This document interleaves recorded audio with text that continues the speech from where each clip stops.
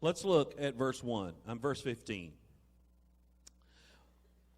Moreover, the Philistines had yet war again with Israel. Now, the word actually means more to the story, or in addition to, here's some more information about what was going on. The Philistines had yet war again. Now, how many know that you're not just going to face one hard battle in life? You're going to face one, and then you're going to face another, and then you're going to face another, and probably another. There's no set amount. What is that battle? Well, there's all kinds of battles. Sometimes they're emotional. Sometimes your mind is in conflict with itself. I mean, this happens. Sometimes it's marital, relationships of various kinds, financial. Sometimes it's a real big challenge. And God is there with you to face these challenges. And our ministry, our brand new ministry, prison ministry with Rusty and Jimmy, they just got accepted this week, and they're going to go into death row here in Oklahoma starting, I think, next week. And they're going to begin ministering to prisoners on death row. Now, guys, those people are facing a bleak future in this life, but they can have a bright future for eternity through Jesus Christ. And so I wanted to tell you about that, be in prayer for them. It'll be a challenge, but God will help you face the challenge. Remember this: nothing surprises God. Nothing surprises God. And so he already knew the Philistines were going to have another battle with Israel. So he says, the Philistines had yet war again with Israel. And David went down and his servants with him. They fought against the Philistines. David got very tired. David waxed faint. In the Bible, the word waxed means become or grew, or in other words, he got really tired, okay? And Ishbabenob, which was one of the sons of the giant was named Rapha. Okay, the giant was named Rapha. And so Ishbabenob was a giant, and he was the son of Rapha. He was Goliath's brother. All right? Rapha was the father of Goliath, the father of Ishbabenob, and the giant whose spear weighed 300 shekels. That's a big bag full of silver. Very heavy. He was girded with a new sword to kill David with. So he brought a brand new sword to the fight, this battle, this giant did. Not only did they have to fight the Philistines, but now they got to fight the giants, and he brought a brand new sword just to kill David with. Isn't that something? I mean, let me tell you something. If you are doing something for the Lord, I mean, if you are part of a church that's doing something for the Lord, if you are affecting your family and your coworkers and people around you positively for Christ, I guarantee you the devil has got a brand new sword all shined up and sharpened up, because he is going to come after you. And the more you do for the Lord, the harder he will attack. And I don't want anybody to run away from church or serving Christ because of fear, because God will go before us and fight those battles. You need to be prayed up. You need to be focused on the Lord. Look at what David did. All right? Now, the giant brought a brand new sword to fight this battle. But Ishbashiah, the son of Zeruiah, it says, succored him or rescued him. All right, he came in and he helped David, and he smote the Philistines and killed him. So you have a great warrior named Abishai, or Abishai, however you want to pronounce it. Abishai. He was a warrior, and he came in and he fought for David. Guys, I want to tell you right here and now, you cannot do it on your own. You got to have partners in accountability. You got to have prayer partners. You got to have someone you can call and say, pray for me. You got to have somebody you can confide in that won't go around gossiping about your problem. You got to have someone that can get on their knees and pray on your behalf. This is very scriptural. This mighty war. This is David. I mean, he has already killed Goliath. He's already killed a bear. He's already killed a lion. He's done all this in his lifetime. But this giant comes after David. He's got a brand new sword with David's name on it. And it's no little rinky-dink sword. It's probably 6 feet long. I mean, this giant is probably 9 feet tall. Goliath was.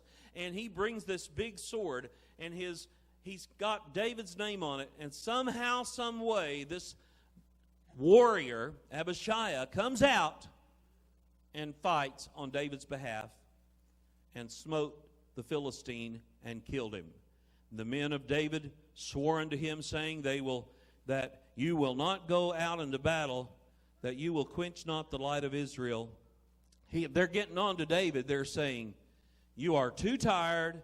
You have fought too long. It's time for you to rest. That's what they're saying. You know, we can't allow... See, if David went out, it would be like quench the light of Israel. You ever watch all these movies, you know, and they're fighting all over the battlefield, and somebody makes a run at the king and kills the king, right? And then the whole battle's over. I thought, that's not really very realistic. But here they're saying, don't get out there in the battle because you might get killed. So there is a time in your life spiritually where you just have to let go of it. And you have to let other people that love you and care about you pray for you, lift you up, and fight some of the battles for you. Because the Lord, this is how God does things. All right, let's keep reading.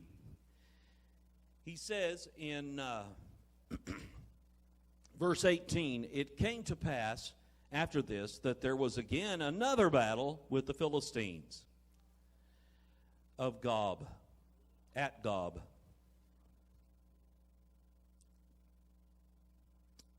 Then Sibesakiah, the Hushathite. Now, if you all can pronounce these words better than me, just come on up. Sibekiah, the Hushathite, slew Saph. Now, say that 3 times real fast. Sibekiah, the Hushathite, slew Saph. You might say something you didn't want to say. Now, Saph was a son of a giant. He was the son of Rapha. Wait a minute, there's more of them. He's killed Goliath. His friend had to come out and kill Ishbabenob. His mother must have been having a really bad day. And now he's got to fight Saph. So he was one of the sons of the giant. There was again another battle in Gob. I mean, this has happened. This is like the third one, right? The third one in a row. Another battle in Gob with the Philistines. And it was Elhanan, the son of J-A-Re-Oragim.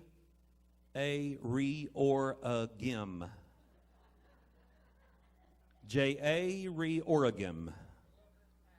Yes, a little faster, thank you. A Bethlehemite, okay, the brother of Goliath. Okay, so look, these people were from around that region of the area. They were all from that one area. These giants were all the son of Rapha. He was the brother of Goliath, and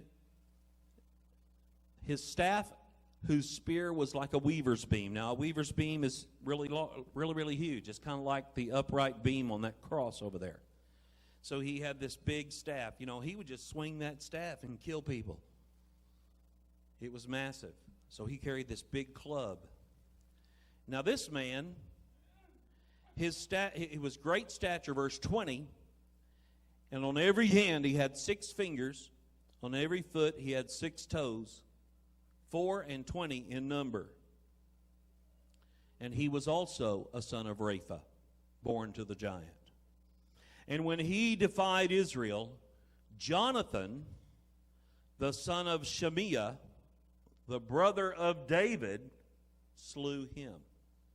All right, so they're protecting their king, all right? It's been one battle after another, after another, after another, and they're all stepping up.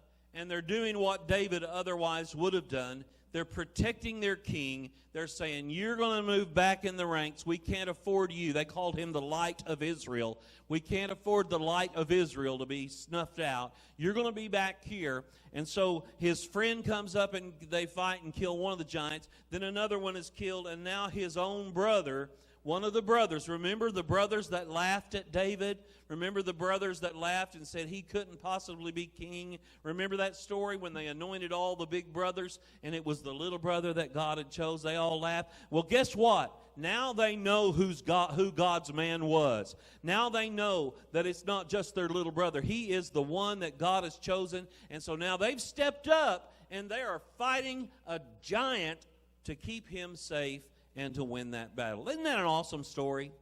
I mean, that is an awesome story. I've said several times through the years that that's why David, when he went down to the brook to pick up the stones to fight Goliath, that's why he picked up 5 stones, because he knew Goliath had a daddy and 3 brothers. Now, I don't know if that's true or not, but I do know this. God cannot just do it one time. He can do it again and again and again. And I don't care what that doctor says. I don't care what that banker says. I don't care what that relative says. I don't care. Let me tell you, what matters is what God says. What God says. What is His plan? You know, there comes a time in our life when it's God's plan to take us on home. That's true. I'm looking forward to that time. But if God is not finished with you yet, if God still has work for you to do, let me tell you, it was God that killed giant 1. It was God that killed giant 2. It was God that killed giant 3. It was God that killed Goliath. It was only the human beings that were used as instruments to demonstrate His power. God can do anything for His glory, and He will. David spoke unto the Lord the words of this song. He praised God.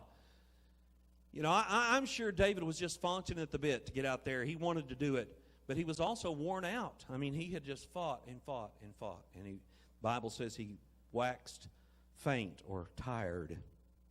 He couldn't do it anymore. I watched the last half of the original Rambo last night. It's Rambo. I don't have to tell you. It's all said and done. There's Sylvester Stallone standing up on the hill. You know, that's kind of how they saw David. He was their ultimate hero. But when it comes right down to it, even Rambo gets tired. When it comes right down to it, even David had to have men that were sold out to God. Nothing against the women. There probably were some women fighting too. But in this story, it was men.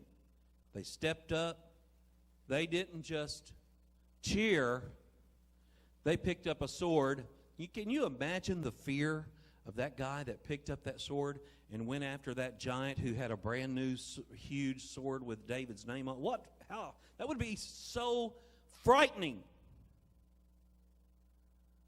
But he knew it was his turn. He knew God told him to do it. And guess what? God was faithful and secured the victory for him. And I'm just challenging you today to think about that. It doesn't, in a church, it takes troops. It takes all of us.